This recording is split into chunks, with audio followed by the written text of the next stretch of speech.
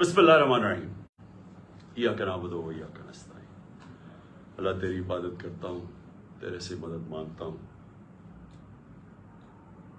میرے پاکستانیوں، آج میں آپ سے جو بات کرنا چاہتا ہوں وہ جو میں نے آج سے 11 مہینے پہلے اپنی کیمپین شروع کی تھی حقیقی آزادی کی. میں پھر سے آپ کو اور میں خاص طور پہ اپنے نوجوانوں کو یہ بتانا چاہتا ہوں کہ دیکھیں حقیقی آزادی ہوتی کیا ہے. میں کافی آپ کو سمجھا چکا ہوں، کیونکہ ایک ملک کا لیڈر ایک باپ کی طرح ہوتا ہے. اس کا کام یہ نہیں ہوتا کہ ووٹس لے کے الیکشن آنا، اس کا کام ہوتا ہے اپنی قوم کی تربیت کرنا. تو میرا ایک تجربہ ہے، 70 سال میری عمر ہے، ساری دنیا میں پھر چکا ہوں. میں نے جس سسٹم کو ہم نے فالو کیا ہوا ہے، جو برطانیہ کا Westminster model of democracy, وہ میں نے بڑے قریب سے دیکھا ہوا ہے، کیونکہ میری بڑی زندگی گزری کرکٹ کھیلنے کی وجہ سے انگلینڈ کے اندر. اور میں نے پڑھا بھی پالیٹکس تھا اور پولیٹیکل ہسٹری میرا سبجیکٹ بھی تھا. تو میں صرف آپ کو یہ بتانا چاہتا ہوں کہ میں نے ساری دنیا کے سسٹمز دیکھ کے جب اپنی تحریک شروع کی تھی، آج سے اب تقریباً 27 سال اگلے سال ہو جائیں گے، اس کا میں نے نام رکھا تھا انصاف کی تحریک. انصاف کی تحریک وہ ہے جس کو کہتے ہیں رول آف لا، قانون کی حکمرانی. اور میں نے اس لیے شروع کی تھی کہ میرا ساری دنیا کا تجربہ یہ تھا کہ پاکستان کا مسئلہ ہی صرف ایک ہے، ہمارے انصاف نہیں ہے، ہمارے قانون کی حکمرانی نہیں ہے. ہمارا مسلسل اس ملک میں ایک طبقہ ہے جو قانون کے اوپر بیٹھ جاتا ہے، جو کہتا ہے ہم قانون سے اوپر ہیں. مارشل لا لگاتے ہیں تو سارا آئین ختم ہو جاتا ہے. پچھلے 60 سال میں آدھا وقت مارشل لا رہے ہیں. اس کے بعد جب یہ دونوں آئے، یہ دو خاندان آئے، انہوں نے جب لوٹنا شروع کیا تو انہوں نے ایک چیز کہی کہ سب کو پکڑ لو لیکن ہمیں نہ پکڑو، کیونکہ ہم قانون کے اوپر ہیں. ابھی بھی وہ جو باہر بھاگا ہوا ہے ملک سے جھوٹ بول کے، اس کی بیٹی جدھر پھر رہی ہے وہ کیا کہتی پھر رہی ہے؟ کسی کی جرت کیسے بڑھ رہی کہ ہمارے خلاف کیس کر دیا اور میرے باپ کو یہ کر دیا. وہ یہ نہیں کہتی کہ کیا اس نے قانون توڑا یا نہیں. وہ یہ نہیں بتاتی کہ اربوں روپے کی پراپرٹیز باہر جو اس لندن میں ان کے پاس ہے، ان کے بیٹوں کے پاس ہیں، وہ پیسہ آیا کدھر سے، اس کی بات نہیں کرتی. وہ تو جب پتہ نہیں تھا پیناما میں کہ کیا انکشاف ہو جانا ہے، تو 2 سال پہلے تو میری لندن تو چھوڑے پاکستان میں بھی کوئی پراپرٹی نہیں ہے. کبھی یہ بات نہیں کرتے کہ ان کا کیا، انہوں نے اس ملک سے ناجائز طریقے سے منی لانڈرنگ کر کے پیسہ باہر بھیجا، اس کے اوپر بات نہیں کرتے. سو وہ کیوں نہیں کرتے؟ کیونکہ یہاں عادت پڑ گئی ہے پچھلے 60 سال میں کہ اگر میں طاقتور ہوں تو میں قانون کے اوپر ہوں، مجھے کسی کی ضرورت ہے پکڑنے کی. تو اسی لیے میں نے اپنی پارٹی بنائی تھی. آج سے جس طرح میں نے کہا اب تقریباً 25 اپریل کو 27 سال ہو جائیں گے. تو جو پاکستان میں ہو رہا ہے، میں صرف آپ کو سمجھانا چاہتا ہوں کہ جس ملک کے اندر قانون کی حکمرانی ہوتی ہے وہاں ایسی چیزیں نہیں ہو سکتی، کیونکہ قانون سب سے اوپر ہوتا ہے. کوئی قانون نہیں توڑ سکتا. طاقتور کو یہ اجازت نہیں دیتا اس ملک کا قانون کہ آپ فیصلہ کریں کہ جی آپ ایک دم آئین توڑ دیں.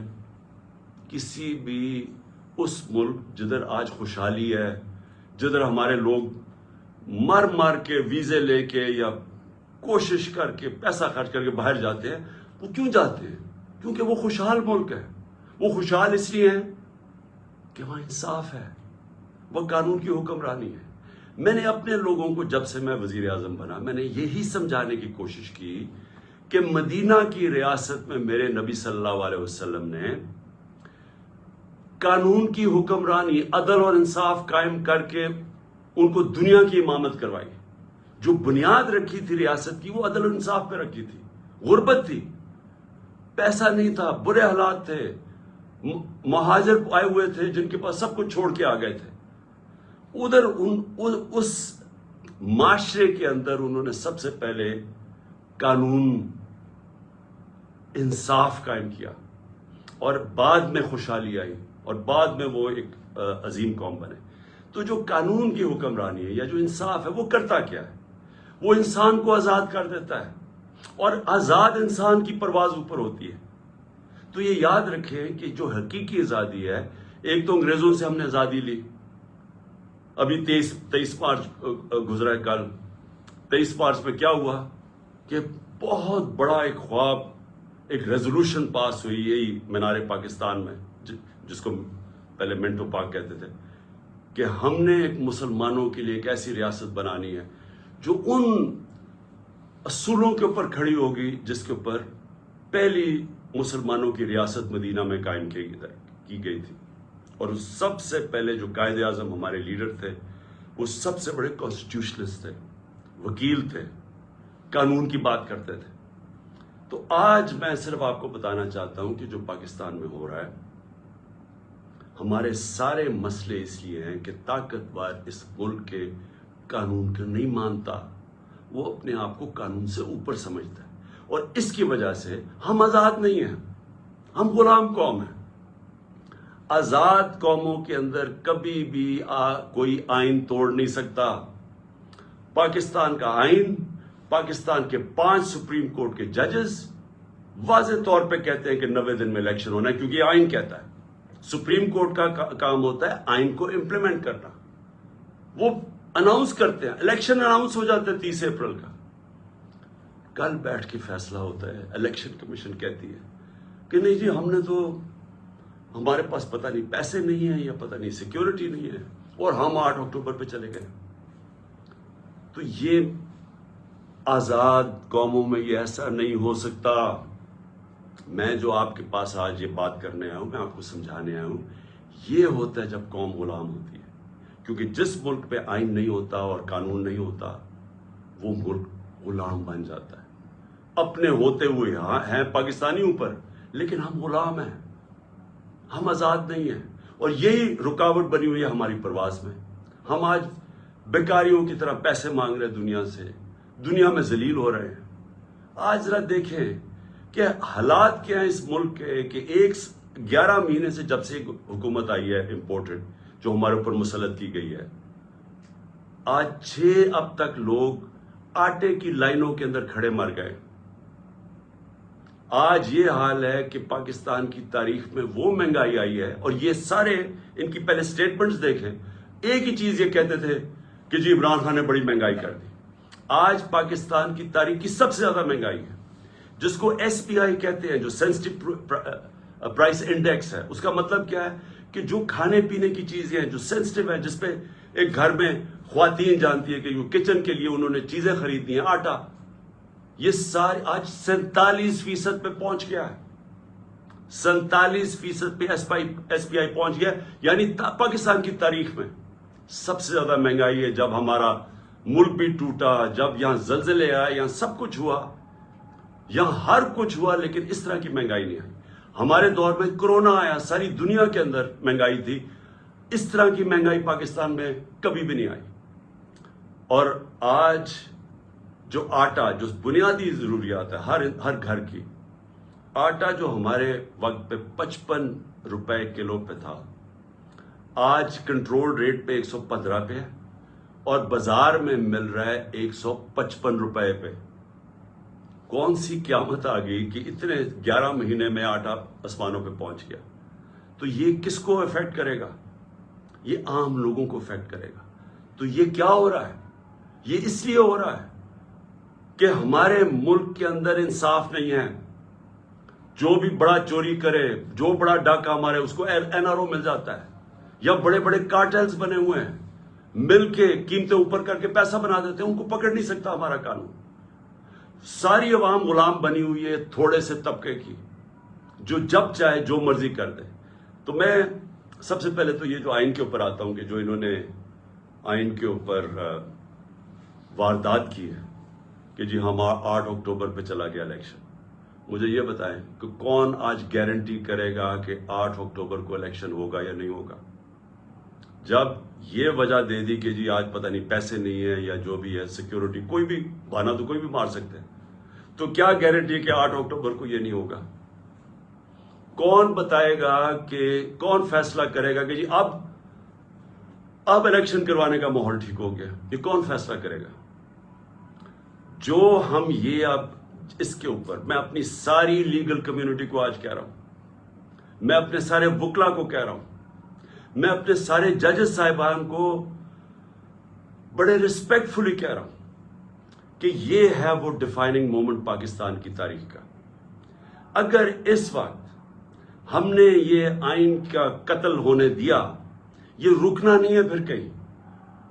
سب کو یاد ہونا چاہیے کہ ایک دفعہ کہا تھا میں 90 دن میں الیکشن کروا دوں گا، اور اس کے بعد 11 سال تک ایک آمریت کے ملک اس پہ پڑا رہا تھا۔ تو آج بھی اگر ہم یہاں سے ہٹتے ہیں، یہ پھر رکنے نہیں لگی بات۔ اور میں ساری قوم کو آج کہہ رہا ہوں، آزاد قوم وہ ہوتی ہے جدھر قانون کی حکمرانی ہوتی ہے، رول آف لا ہوتا ہے۔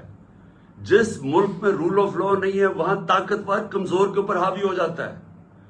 کسی بھی، اب میں آپ کو مثال دیتا ہوں، دیکھیں اپنے آپ کے رشتہ دار ہوں گے، برطانیہ میں رہتے ہیں، امریکہ میں رہتے ہیں، یورپ میں رہتے ہیں، کبھی ان سے پوچھیں کہ کیا وہاں انہوں نے کبھی قبضہ گروپ کا نام سنا ہے؟ کبھی کسی کی پراپرٹی کے اوپر قبضہ ہوا ہے؟ کسی طاقتور نے کیا ہے؟ نہیں کر سکتا، کیونکہ قانون کا مطلب ہوتا ہے کمزور کو طاقتور سے اس کی حفاظت کرنا، اس کو تحفظ دینا، اس کو کہتے ہیں انصاف۔ جب حضرت عمر، حضرت ابو بکر، حضرت علی، ان کی پہلی سٹیٹمنٹ دیکھ لیں، جب وہ خلیفہ بنے پہلی سٹیٹمنٹ کیا تھی کہ کمزور اور طاقتور کو میں قانون کے سامنے ایک برابر کروں گا، یعنی انصاف قائم کروں گا۔ یہ بنیادی ضرورت ہوتی ہے قوم کی۔ انصاف ہی قوموں کو آزاد کرتا ہے۔ ان عربوں کو جنہوں نے میرے نبی صلی اللہ علیہ وسلم نے ایک قوم بنایا تھا، ایک قبیلوں کو ملا کے قوم بنایا تھا جس نے دنیا کی امامت کی تھی، اس کی بنیاد انصاف پہ رکھی گئی تھی، رول آف لا پہ۔ آج یہ جو سارے ملک خوشحال ہیں، یہ سارے رول آف لا ہے۔ تو جب آپ کے ملک میں رول آف لا نہیں ہے، لوگ آزاد نہیں ہیں۔ سب سے پہلے تو میں یہ بتا دوں کہ قبضہ گروپ ہے۔ اس کے بعد دیکھیں، کبھی سنا ہے کہ برطانیہ کے اندر یا یورپ کے اندر کسی کو NRO دیا گیا ہو؟ کسی نے پبلک کا پیسہ چوری کیا اس کو NRO ملا ہو؟ کبھی سنا ہے؟ کبھی سنا ہے کہ جو آج تحریک انصاف کے ساتھ ہو رہا ہے؟ رات کو پولیس ہمارے لوگوں کے گھروں میں گھستی ہے۔ پہلے انہوں نے 25 میں کو یہ کیا، رات کے 2-2, 3-3 بجے لوگوں کے گھروں میں گھسے، وہاں لوگوں کو اٹھا کے لے گئے، وہ عورتیں تھیں ان کو ذلیل کیا، گالیاں نکالی پولیس نے۔ اب پھر وہی ہو رہا ہے۔ اب تک 1000 تحریک انصاف کے کارکنوں کو انہوں نے پکڑ لیا، چھاپے مارے ہیں۔ ابھی ملتان کے اندر وہ بیچارے افطاری پہ بیٹھے ہوئے تھے لوگ، پولیس نے افطاری پہ جا کے اٹھا کے لے گئے لوگوں کو۔ حسان نیازی میرا بھانجا ہے، باہر سے پڑھ کے آیا ہوا ہے، بڑی خواب دیکھتا ہے کہ پاکستان کے لیے وہ محنت کرنا چاہتا ہے، جان مارنا چاہتا ہے۔ اس کو جا کے پہلے تو اس کے پاس بیل تھی، اس کو اٹھا ہی نہیں سکتے تھے، اس کو پہلے اٹھایا، پھر اس کے اوپر کوئی انہوں نے دفعہ لگائی، کوئی FIR فیک لگا دی، کوئی پوچھنے والا نہیں۔ کسی مہذب معاشرے میں ایسے نہیں ہوتا۔ پھر اس کو انہوں نے جا کے ہیوملیٹ کرنے کی کوشش کی، ذلیل کرنے کی کوشش کی۔ وہی کپڑے اتارنے کا شوق ہے ان کو کہ کسی طرح اس کو ذلیل کریں، اس کو ماریں، مارا مورا۔ میں حسان نیازی اور سارے اپنے لوگوں کو بتانا چاہتا ہوں، دیکھیں ہمارا ایمان کا حصہ ہے کہ عزت اور ذلت اللہ کے ہاتھ میں ہے۔ جب یہ لوگ ایسے کرتے ہیں، یہ آپ کو ذلیل نہیں کرتے۔ یہ جو ظالم، جب یہ بزدل لوگ جیلوں کے اندر جب لوگوں کو مارتے ہیں اور یہ ٹارچر کرتے ہیں، یہ اپنے آپ کو ذلیل کرتے ہیں۔ ان کی زندگی میں ذلت لکھی ہوئی ہے، ان کو ادھر اور آخرت میں ان کو پوری سزا ملے گی اس کی۔ انگریز کے زمانے میں جب ہم غلام تھے انگریز کے، کبھی پولیٹیکل پرزنرز کو اس طرح ٹارچر نہیں کرتے تھے جو شہباز گل سے کیا، جو اعظم سواتی سے کیا، ننگا کر کے ان کو، جو میڈیا کے لوگوں سے کیا، جو جمیل فاروقی سے کیا، جو ہمارے سوشل میڈیا کے لوگوں کو پکڑ کے ننگا کر کے مارنا۔ یہ کوئی مہذب معاشرے میں ایسے نہیں ہوتا، آزاد ملکوں کے اندر یہ نہیں ہوتا۔ یہ صرف غلاموں کے ساتھ کرتے ہیں۔ اگر امریکہ نے کبھی کیا بھی تھا ٹارچر تو وہ دوسرے ملکوں میں جا کے کرتے تھے، اپنے ملک کے قانون کو اجازت نہیں دیتے تھے۔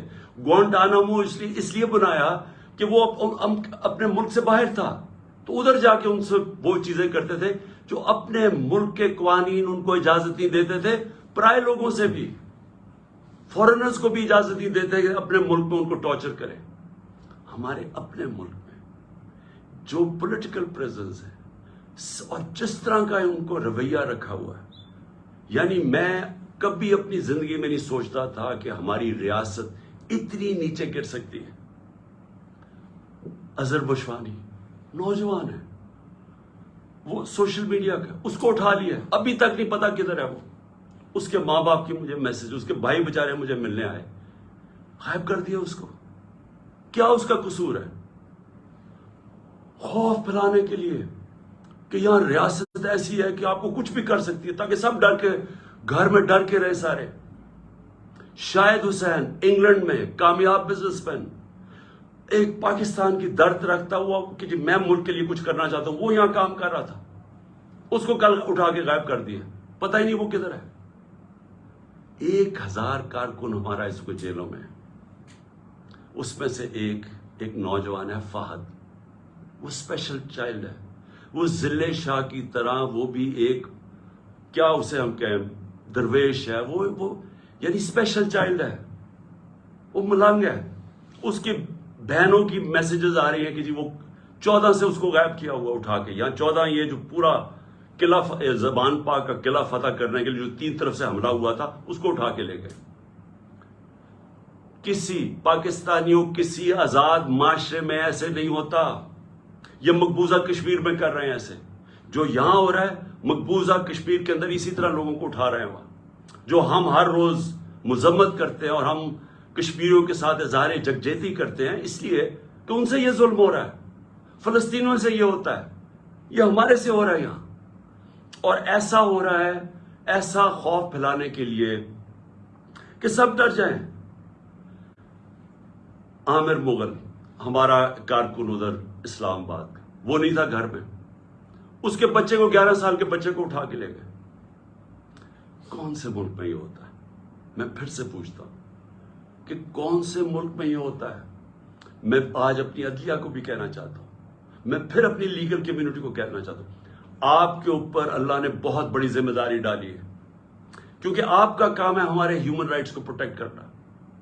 اور اس کے بعد میں اپنے گھر کا میں آخر میں آتا ہوں اس لیے کہ عدالت میں نے آج جج صاحب کو عدالت میں بتایا، میں نے کہا آپ نے کہا تھا کہ میرے گھر اگر کوئی سرچ وارنٹ لینے آئے گا تو وہ آپ نے طے کیا کہ ایک ان کا کوئی ایس پی پولیس تھا اور ایک ہمارا آدمی، اور وہ کٹھے سرچ کریں گے۔ ہم نے کہا بسم اللہ۔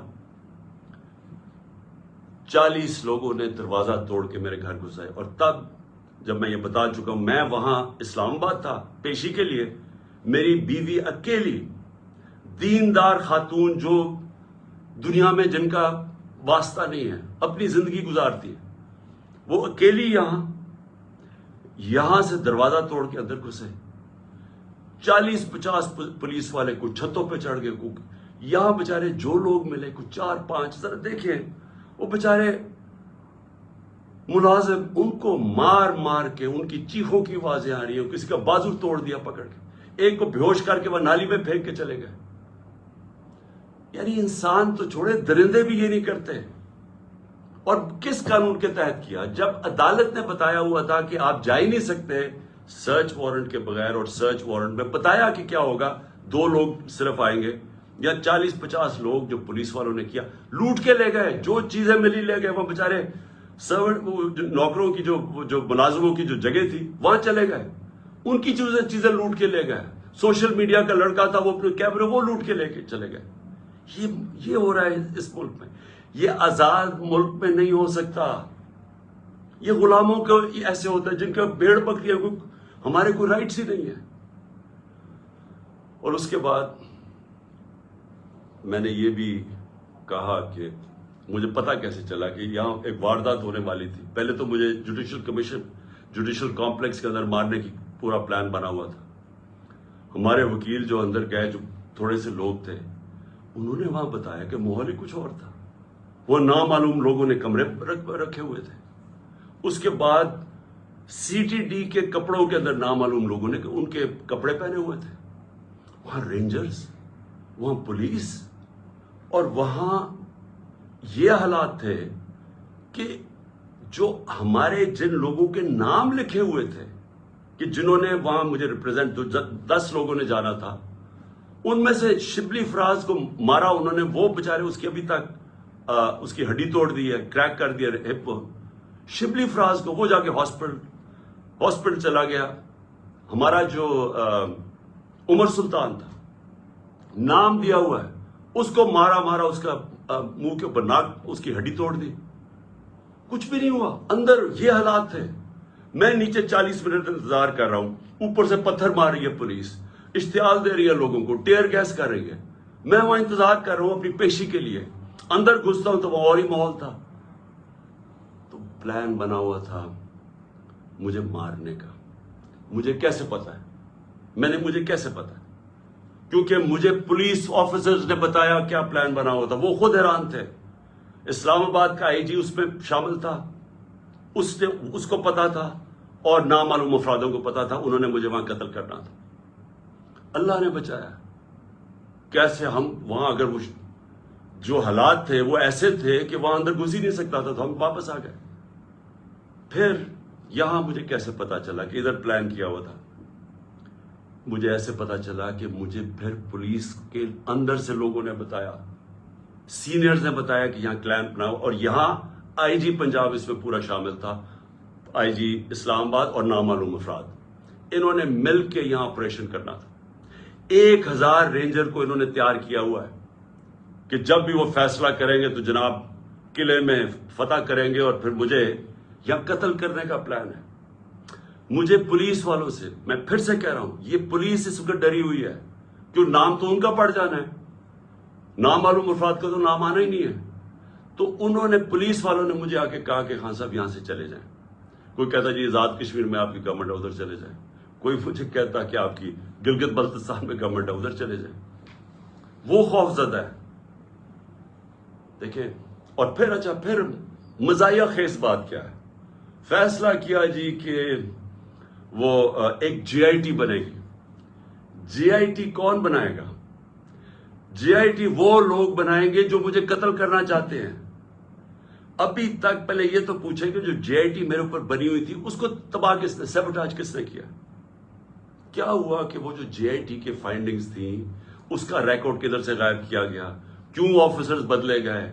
کیوں جیسی یہ کیئر ٹیکر گورنمنٹ آئی وہ جے آئی ٹی کو ڈسبینڈ کیا گیا، اور وہی آفیسر جو ان کو اوپر بٹھا دیا جو سیبوٹاج کرنا چاہتے تھے، جن کے اوپر پروسیکیوٹر جنرل نے کہا کہ ان کے اوپر کارروائی کرو کہ انہوں نے جے آئی ٹی کو سیبوٹاج کیا، انہی کو انہوں نے آ کے اوپر بٹھا دیا.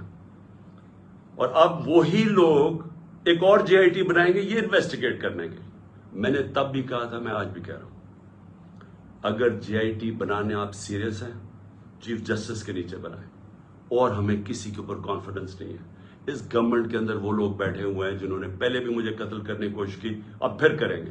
میں اور بار بار کہہ بیٹھا ہوں کہ کریں گے، کیونکہ ان کو خوف زدہ ہے کہ کہیں عمران خان آ گیا تو ہمارا احتساب ہو جائے گا. اس خوف سے یہ سارے ڈرامے ہو رہے ہیں یہاں، یہ جو ساری یہ تیاری کی جا رہی ہے کہ جناب ایک اور حملہ کریں. لیکن میں آج اپنے سارے لوگوں کو کہنا چاہتا ہوں، دیکھیں میرے کارکنوں کو بھی میں آپ کو میسج دینا چاہتا ہوں، اپنی قوم کو میسج دینا چاہتا ہوں. دیکھیں، پہلے تو میں نے کبھی، یہ مجھے کہتے نہیں جی آزاد کشمیر چلے جاؤ، میرا یہ ایمان کا حصہ ہے.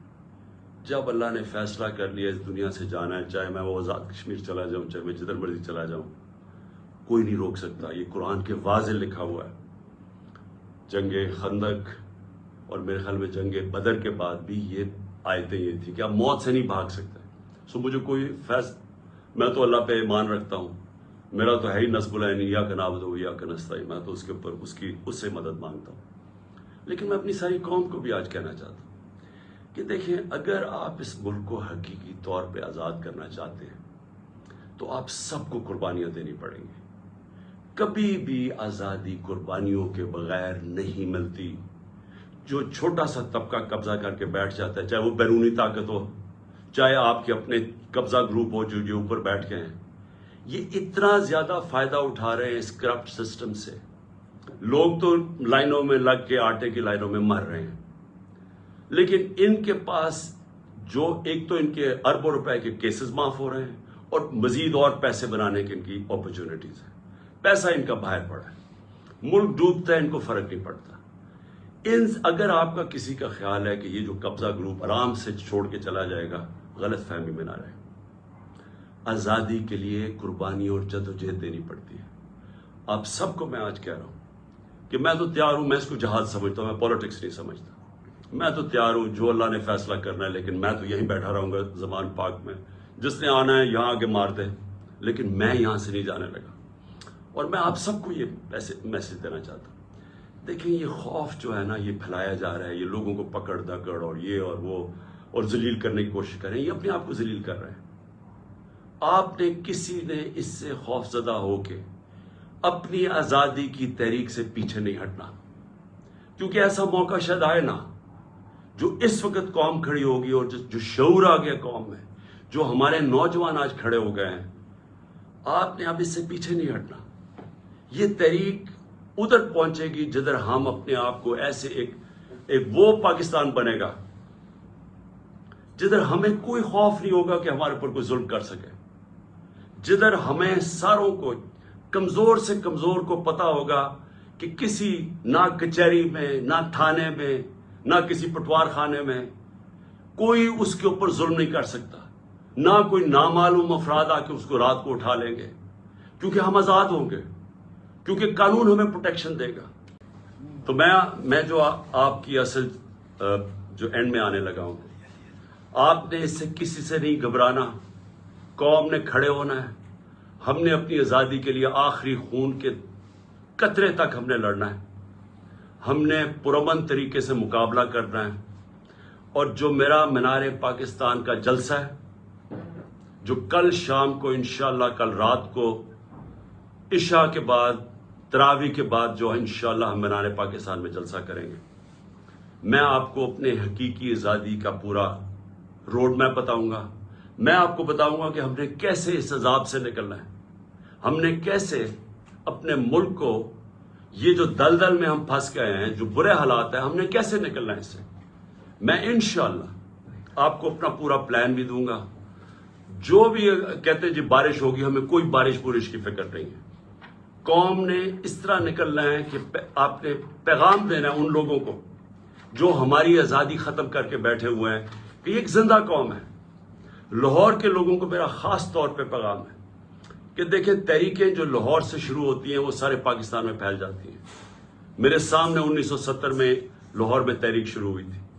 آج بھی وہ وقت آ گیا, لاہور کے لوگوں آپ نے نکلنا ہے, اور آپ نے پوری طرح مینار پاکستان میں میرے ساتھ کل میری پوری تقریر سننی ہے. یہ میرا پہلی بار میں قوم کے سامنے تقریر کروں گا, یہ پہلی دفعہ ہوگا اس سال.